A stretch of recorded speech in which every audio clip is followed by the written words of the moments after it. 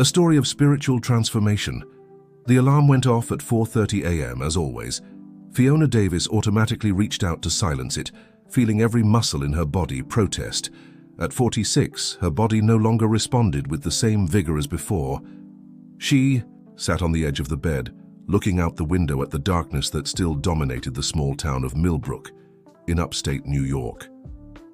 "Another day, Lord," she murmured, repeating the mechanical prayer that had been part of her routine for years. The words left her lips without much feeling, like an obligation fulfilled out of habit. In the small apartment of the housing complex, everything remained silent. Her children, Luke, 17, and Mia, 14, were still sleeping soundly. Fiona moved, with the skill of someone who knows every inch of the space, avoiding making noise while preparing her simple breakfast, bread with margarine and black coffee. As she ate, her thoughts wandered to the usual worries: the overdue rent, Luke's technical course tuition, Mia's worn-out sneakers that needed replacing. As a housekeeper, her salary barely covered basic necessities, especially since George. Her ex-husband had stopped paying child support 3 months ago. "Mom?" Mia's sleepy voice brought her back to reality. "Are you leaving already?" "Yes, honey. There's food ready in the fridge, just heat it up. Don't forget to take the bus. Fare I left on the table." Mia approached for a hug, and Fiona felt her heart tighten. Her youngest was growing up so fast, almost as tall as her now. Sometimes, when she watched her sleeping, she could still see the little girl she used to cradle. "Be careful with your brother today," Fiona recommended, adjusting her bag on her shoulder. "He's been very nervous because of the exams. Don't worry, Mom, I'll take care of him." At the bus stop, Fiona met Mrs. Zoe, her neighbor who worked as a cook in a downtown restaurant. The two had maintained this daily ritual for years, waiting together for the first bus of the morning, sharing stories and concerns. "Girl, you look paler than usual," Mrs. Zoe commented, adjusting the colorful scarf she wore on her head. "Have you been eating properly?" Fiona forced a smile. "It's just tiredness, Mrs. Zoe. This week I took some extra ironing jobs after work." "You need to take care of yourself, woman. There's no use working until you drop. Who's going to take care of those kids if you get sick?" The bus arrived before Fiona could respond, and the two boarded in silence. During the hour-long journey to the upscale neighborhood where she worked, Fiona tried to ignore the uncomfortable pressure she had felt in her chest since the previous night. "It's nothing," she repeated to herself. "Probably just stress. Too much. Worry." At the Miller's apartment, her employer, Mrs. Rebecca, was already waiting for her with a list of special tasks. There would be an important dinner on the weekend, and everything needed to be impeccable. "Fiona, I want you to clean all the crystal today, including those from the old china cabinet," Mrs. Rebecca instructed, without taking her eyes off her cell phone. "And don't forget to starch the linen tablecloths. You know how Dr. Paul is demanding with these details." "Yes, ma'am," Fiona replied, swallowing hard. Her chest hurt more now, but she couldn't show weakness. She needed this job. The hours dragged. On with each movement to clean the crystal. Each time she bent down to organize the cabinets, the pain increased. At lunchtime, she could barely eat the rice and beans she had brought from home. In the afternoon, while ironing the linen tablecloths, a strong dizziness made her stagger. She leaned on the ironing board, breathing deeply. "Hail Mary," she whispered, feeling cold sweat trickle down her forehead. "Fiona?" Mrs. Rebecca's voice sounded distant. "Is everything all right?" She tried to respond, but the words wouldn't come out. The last thing she saw was her employer's worried face approaching before everything went dark. What Fiona didn't know was that this would be her last normal day. In a few minutes, her life would change forever, and the veil between the material world and the spiritual would be lifted before her eyes. But for now, her body lay motionless on the laundry room floor, while her consciousness began an extraordinary journey beyond the limits of earthly existence. The first sensation was lightness. A lightness so profound it seemed impossible. Fiona floated a few meters above her own body, observing the scene unfolding below with surprising clarity. Mrs. Rebecca was shouting on the phone, calling for an ambulance. The iron was still on, the linen tablecloth partially ironed on the board.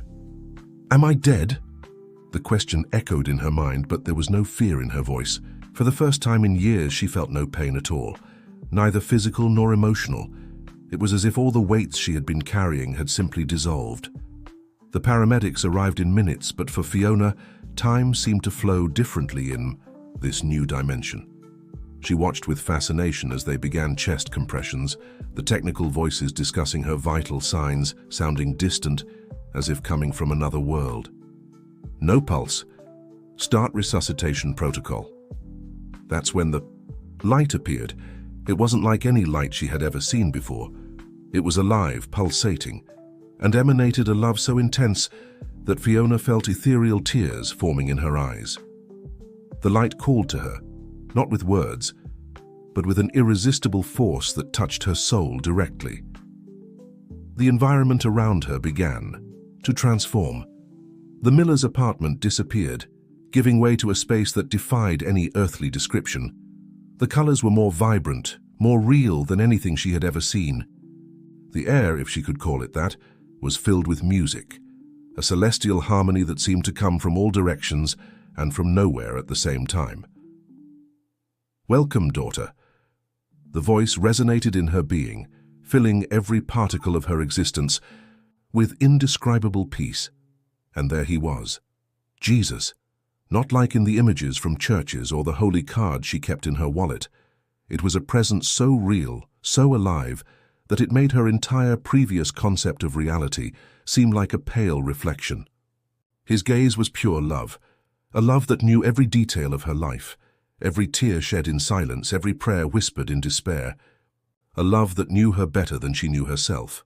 "Lord," Fiona tried to kneel but felt enveloped by an energy that kept her standing. "I don't deserve—" "Love is not based on merit, Fiona," the voice replied, penetrating straight into her heart. "You have been chosen." Images began to flow before her eyes, people fasting mechanically, without understanding the true spiritual meaning of the act. She saw multitudes seeking connection with the divine, but lost in empty rituals. And then she saw herself, sharing profound knowledge about fasting as a bridge between the material world and the spiritual. "But why me? I'm just a housekeeper. I barely finished high school." Jesus' smile illuminated the entire environment. "I choose humble hearts for the greatest works. Your limitations are only those you impose on yourself. Through true fasting, the spirit rises, and the barriers between heaven and earth dissolve." Fiona felt each word resonate in her soul as an absolute truth. She saw herself guiding people, teaching not just about abstaining from food, but about a fast that purifies the soul and opens direct channels with the divine. "Your time has not yet come," Jesus continued. "You will return. And when you do, remember, the fast I will teach you is not just of the body but of the soul. It is a path of liberation and direct connection with me." Before she could respond, Fiona felt a powerful force pulling her back. The light began to dissipate, and the celestial music became more distant. Her last glimpse was of Jesus' loving smile, and then, "We have a pulse, she's coming back." The pain returned like an avalanche. Every inch of her body seemed to scream in protest. The fluorescent hospital light assaulted her eyes, and the smell of antiseptic invaded her nostrils. She was back. "Mrs. Davis, can you hear me?" The doctor's voice seemed to come from very far away. "Blink twice if you understand me." Fiona obeyed, feeling tears streaming down her face. She was alive, but nothing would ever be the same. In her heart, a certainty burned. She had been chosen for a mission, and this mission was just beginning. The 3 days Fiona spent in the hospital were a whirlwind of exams, visits, and questions. The doctors spoke of heart attack, of miracle, of extraordinary case of recovery, but none of them could understand the true dimension of what had happened. "Mom, you gave us a huge scare," said Luke, sitting next to her bed. Her eldest son, always so tough, had watery eyes. Mia, leaning against the window of the room, couldn't take her eyes off her mother, as if fearing she might disappear at any moment. "I'm sorry, my loves," Fiona replied, reaching out to them. "But everything is fine now. Everything is better." Then fine. Her sister Claire, who had arrived from Vermont as soon as she heard about the incident, watched her with a mixture of concern and curiosity. During one afternoon, when they were alone in the room, Fiona finally shared her experience. "Are you sure, Fiona?" Claire asked, adjusting herself in the uncomfortable hospital chair. "Sometimes when we go through a trauma like this, the mind creates—" "It wasn't imagination, Claire," Fiona interrupted, with a conviction that surprised even herself. "I saw him, I felt him. It was more real than anything I've ever experienced." Claire sighed, taking her sister's hand in hers. "And this fasting story, you barely survived a heart attack. You need to eat properly." "It's not just about food, Claire. It's about something much bigger. Something I'm still trying to fully understand." At night, alone in the hospital room, Fiona began to feel the first signs. It was as if her senses were sharper, more in tune with a different frequency of reality. She could feel the energy of people passing through the corridor, perceive their pains, their anguish, their spiritual needs. In the next room, an elderly lady was crying softly. Without knowing exactly why, Fiona closed her eyes and began to pray for her. Instantly, she felt a connection, as if a channel of light had been established between them. The next morning, she learned that the lady had received good news about her treatment. When she finally got discharged, Fiona returned home transformed. The small apartment, which before seemed suffocating, now emanated a different energy. Or maybe it was she who saw it with different eyes. "Mom, you're different," Mia commented during dinner, observing her carefully. "There's something I can't explain." Fiona smiled, serving a simple plate of rice with vegetables. "I'm starting a fast," she announced, surprising the children. "Don't worry, it's nothing radical. It's a purification process that Jesus taught me." Luke put down his fork, looking at her with concern. "Mom, the doctor said you need to eat well." "Son, trust me," Fiona replied with serenity. "This goes far beyond what doctors can understand." In the days that followed, Fiona began to implement changes in her life. She woke up earlier to meditate and pray, following the guidance she had received during her experience. The fast was not just from food, but from negative thoughts, worldly concerns, old habits that kept her trapped in a cycle of anxiety and fear. Mrs. Rebecca, her employer, insisted that she take another week off, maintaining her salary. "How you gave us quite a scare, Fiona. You need to recover properly." At home, she took the time to organize a small prayer space in her room. It wasn't elaborate, just a small table with a Bible, a candle, and a notebook where she began to write down her experiences and the guidance she received during her moments of spiritual connection. It was during one of these morning prayers that she had her first vision after the death experience. She saw herself in a vast field, golden in the sunlight, and clearly heard, "Gather them, they will come to you." That same afternoon, while waiting for Mia at the school gate, a woman approached. It was Celia, mother of one of her daughter's classmates. "Fiona, sorry to approach you like this, but I heard about what happened to you, and since then I can't stop thinking who you are. Would you mind talking to me?" The news spread like wildfire. First it was Celia, who shared her story with some friends from the church she attended. Then came mothers from the school, neighbors from the housing complex, acquaintances of acquaintances. Everyone wanted to hear about Fiona's experience, about what she had seen on the other side. "We need a bigger place," suggested Mrs. Zoe, after yet another improvised meeting in Fiona's small living room left several people standing. "My sister is the caretaker of the neighborhood church. I can talk to the pastor." Fiona hesitated. "I don't know, Mrs. Zoe. I don't want to cause problems with the church." "What problems, girl? You're bringing people closer to God. Pastor John is an enlightened man, he'll understand." And he really did understand. After a long conversation with Fiona, where she shared her experience with total honesty, Pastor John offered the church hall for weekly meetings. "The Spirit blows where it wishes," he said, with a serene smile. "Who am I to hinder his work?" The meeting started small, but soon the church hall was full. Fiona taught about spiritual fasting, sharing not theories or dogmas, but her own living experience with the divine. She spoke about how true fasting went beyond simple abstinence from food. The fast that Jesus taught me is a total surrender, she explained. When we truly fast, not just from food, but from everything that separates us from God, pride, vanity, fear, anger, we open a direct channel with heaven. People began to report changes in their lives. Mrs. Margaret, a lady who suffered from chronic depression, found a new reason to live. Joseph Carter, a stressed businessman, discovered a peace he had never known before. But not everything was rosy. Claire, her sister, remained skeptical. "You're getting too involved in this, Fiona," she warned during a visit. "And your children? Your work? Your life?" "My life now has a higher purpose, Claire. And my children, you should see how different they are. Luke stopped fighting at school. Mia is more confident. It's as if our whole house is being transformed." Indeed, something had changed in the family dynamics. Meals, now simpler and prepared with awareness, became moments of true communion. Luke and Mia, initially resistant, began to participate in the prayer moments. Fiona's fame began to spread beyond the neighborhood limits. People came from different parts of New York to participate in the meetings, some traveling hours just to hear her speak. What impressed most was not just her words, but the concrete results that people experienced in their lives. One night, during a particularly crowded meeting, a young mother approached with her child in her arms. The boy, about 3 years old, had a rare degenerative disease, and the doctors had given a devastating prognosis. "Please," the mother begged, tears streaming down her face, "pray for him." Fiona felt that familiar connection, the channel of light opening, but this time it was different, more intense.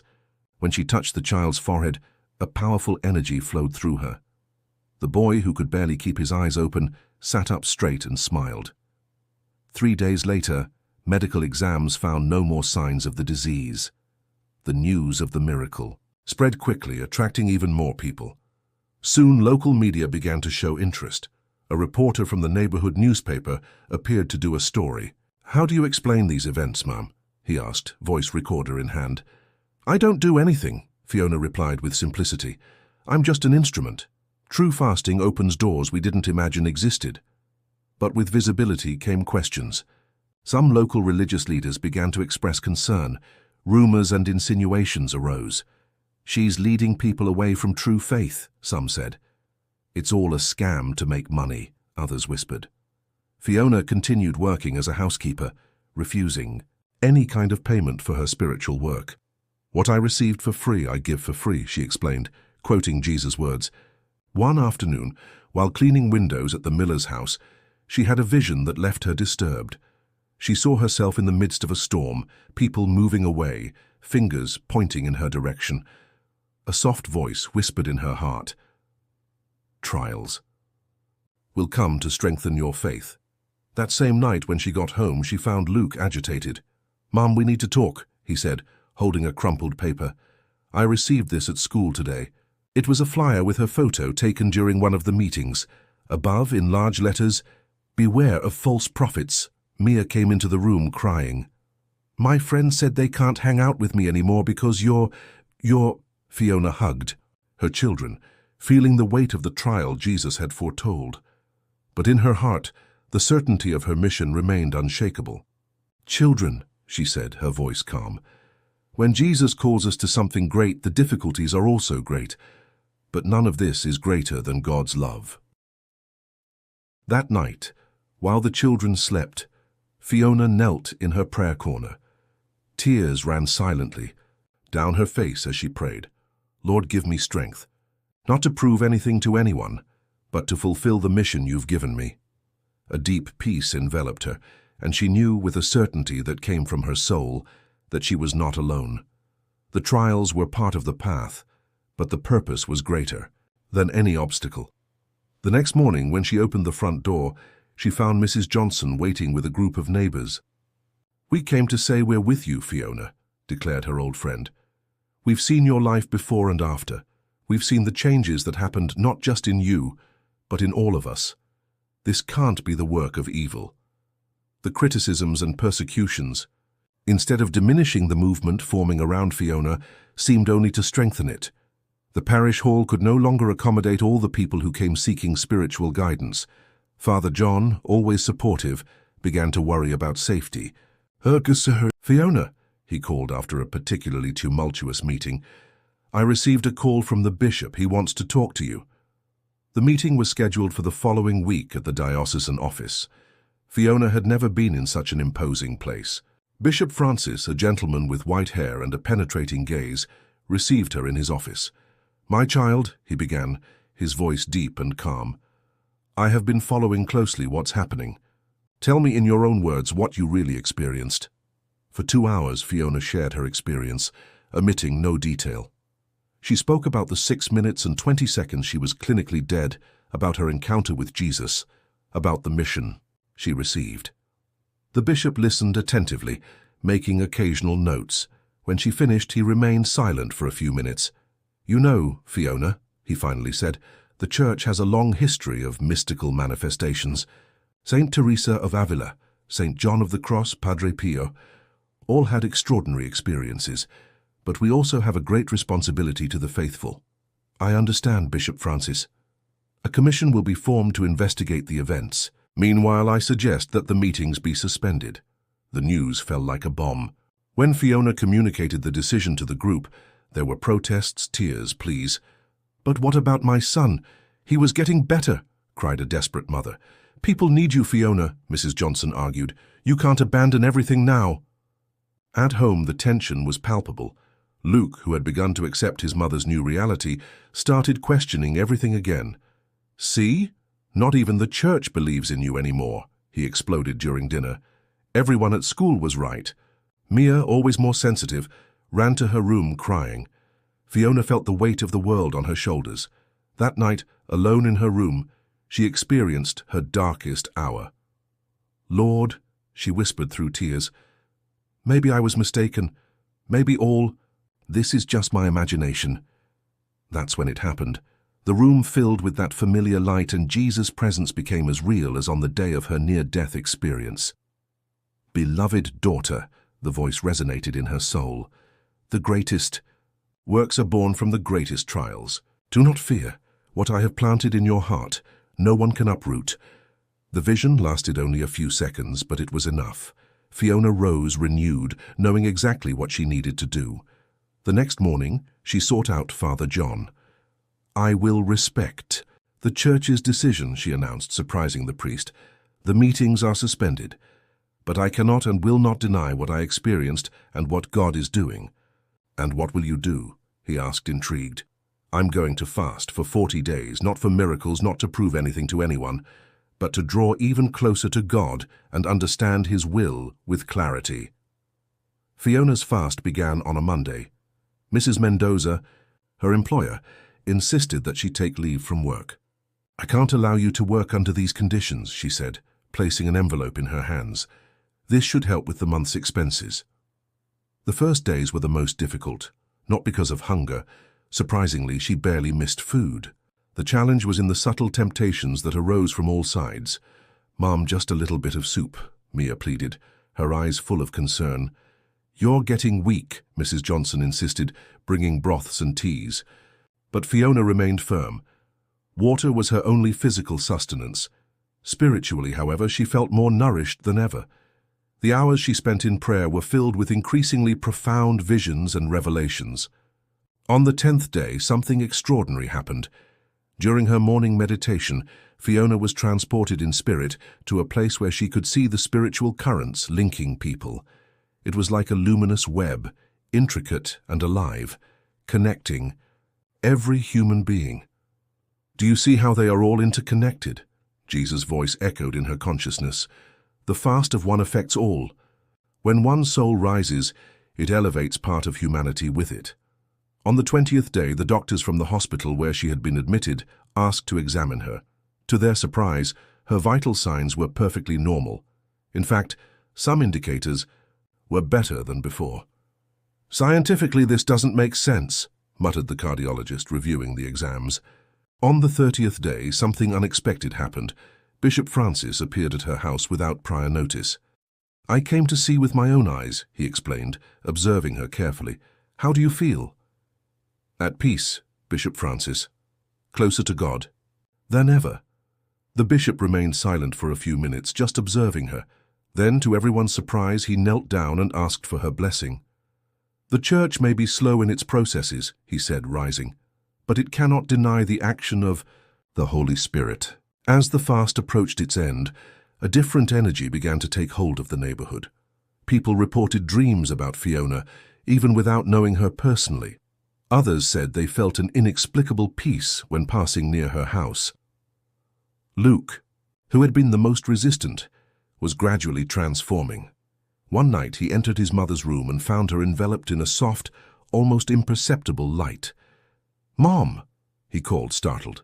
Fiona slowly opened her eyes. "Son, can you see it?" "Too?" "See what?" "The light. It's everywhere in all of us. We just need to fast from distractions to see it." On the 40th day, a crowd gathered spontaneously in front of her house. People of different religions, social classes, and places, all united in prayer. Father John organized a special celebration in the church, which was broadcast on a local radio station. When Fiona finally broke her fast, it wasn't with a meal, but with the Eucharist. As she received the host, the entire church was filled with a scent of roses, which no one could explain where it came from. "The fast is over," she announced to the crowd that gathered to see her, "but the true journey is just beginning." After the fasting period, something had fundamentally changed in Fiona. It wasn't just her appearance, although her face radiated a different, almost palpable light. It was something deeper, as if she now existed simultaneously in two dimensions. The Church Commission, which had been formed to investigate her case, finally reached a conclusion. In a closed meeting with Bishop Francis, Fiona received the news. That would change everything. "The Church recognizes the authenticity of your experience," announced the bishop, his voice laden with emotion.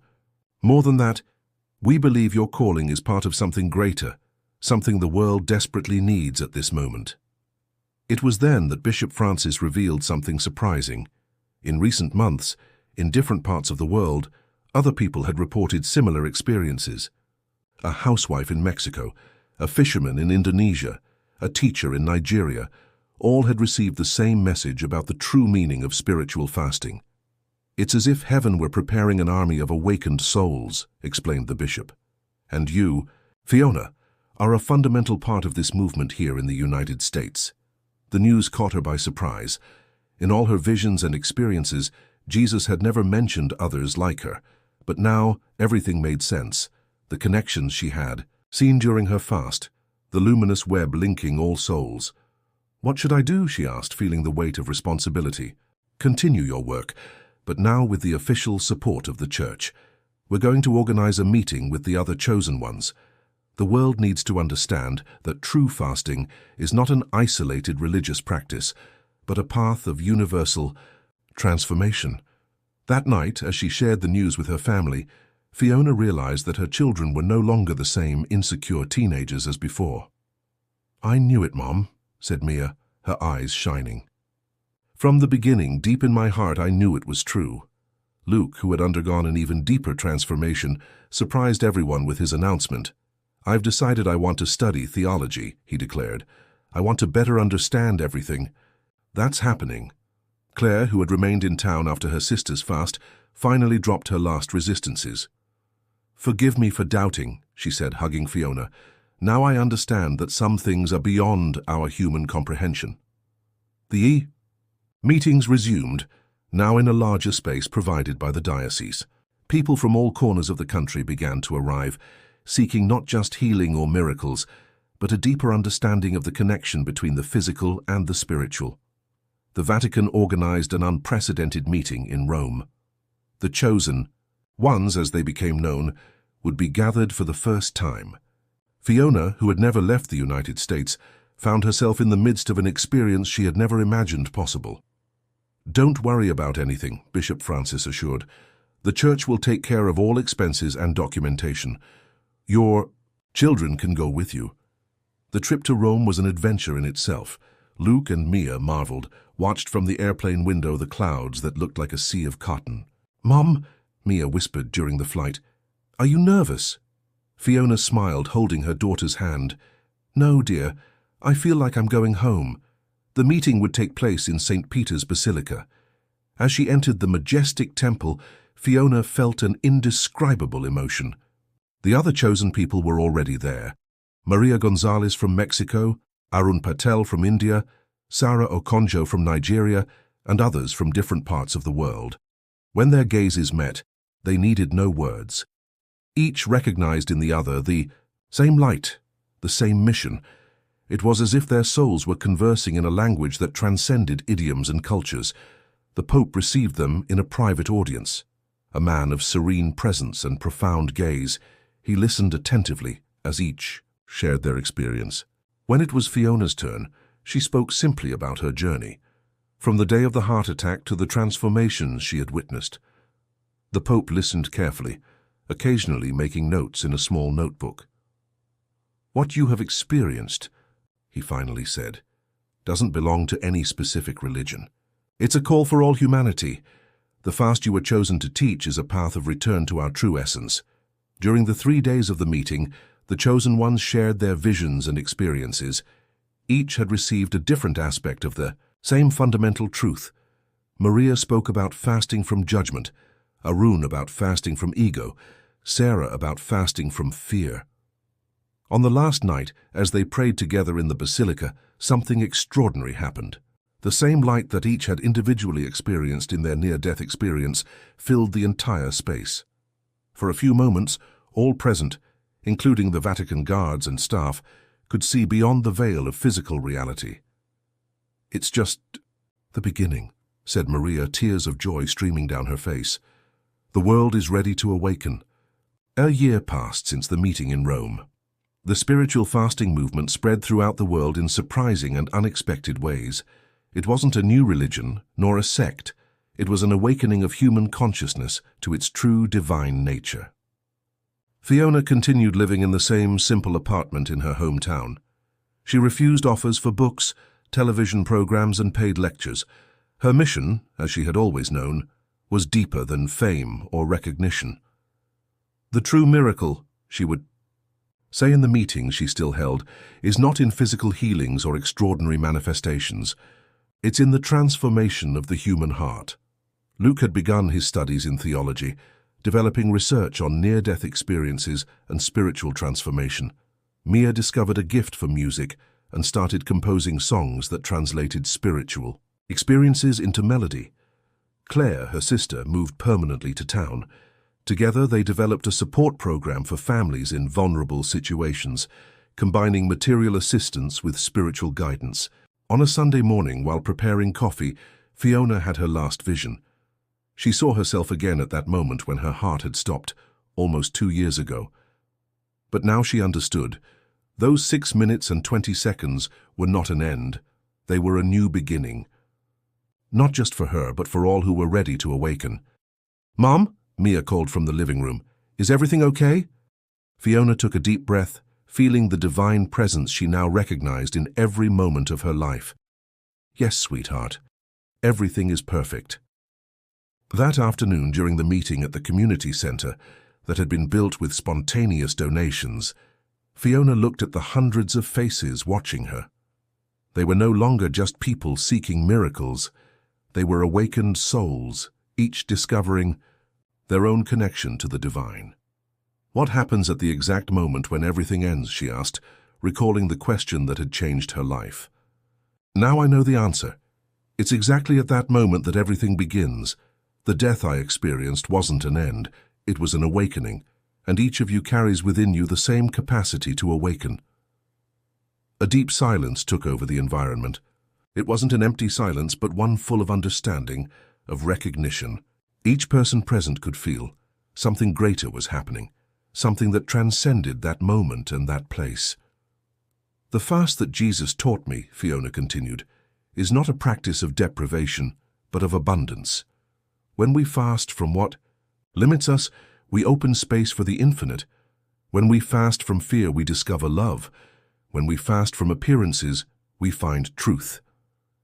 As she spoke, that familiar light began to fill the environment. But this time, it wasn't just her who could see.